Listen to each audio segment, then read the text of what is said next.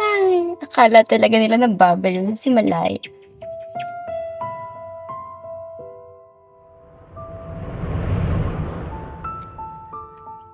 Manong, pakistop nga po ng car.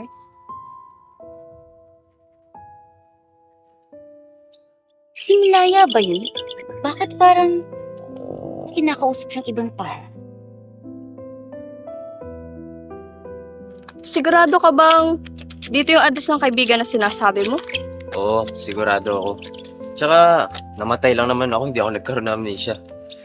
Huwag ka mag-alala, malapit na yun. Nababaliw na ba siya?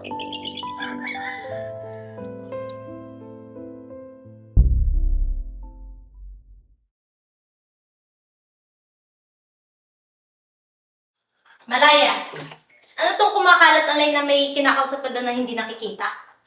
Ah, wala po yan. Nag-internalize lang po ako dyan.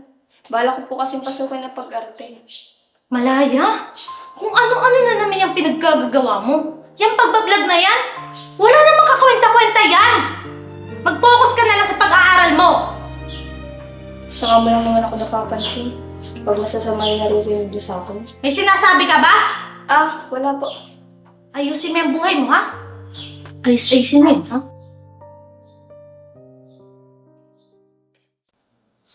Sino kayo nag-upload nun?